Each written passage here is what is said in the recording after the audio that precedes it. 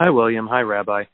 I was calling in today because I recently had a conversation with a Christian friend of mine where we were going back and forth on a variety of topics and issues, and he brought up Psalm chapter 2, which I'd never heard an argument from Christianity made about Psalm chapter 2, but he was mentioning, you are my son, today I become your father, and discussing the throne of David in his context. So I just wanted to know what Rabbi Singer's perspective on this chapter was, and maybe he could explain what the meaning of this chapter is for my Christian friend. Thank you. Sure. Psalm chapter 2 is called the enthronement psalm.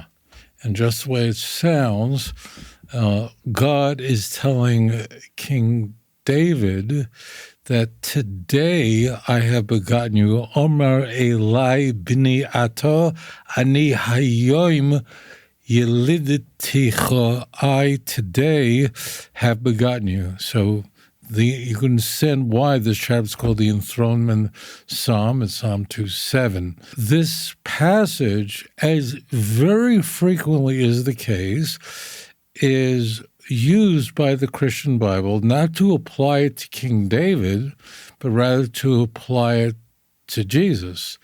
And therefore, at the opening of Mark. Now, Mark, although appears as the second gospel, New Testament canon, chronologically, it's earliest. And the text says, the voice comes out of heaven and says, you are my beloved son, with whom I am well pleased. You notice what's not there is, today I have begotten you, but with whom I am well pleased. So this is going to become a common theme in the Hebrew Bible, and that is the book of Psalms is going, King David is speaking in the first person about himself. This is very important. And then the Christian Bible is simply going to copy and paste that into the mouth of Jesus. Eli, Eli, lama sabachthani, my God, why hast thou forsaken me? In the cry of dereliction in the book of Mark is an example. That's what Jesus says on the cross. Well, King David is saying that in the first person in Psalm 22. So this is going to happen routinely. I need you to park this in your head, and that is King David, who's the primary author of the book of Psalms, is writing about himself. In this case, it's about his own enthronement. It's all in the first person. Omar Elai b'ni ato. He said, Elai, to me, you are my son. Ani hayom yelideticha. I today have begotten you. Got it?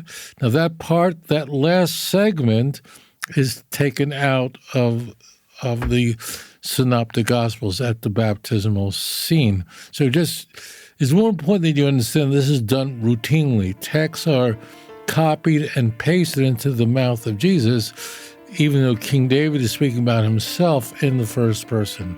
That's a really great question. Thank you. If you enjoyed this program, please like and subscribe. Adon olam asher malach בטרם כל יציר נברא לעת נעשה בחפצו כל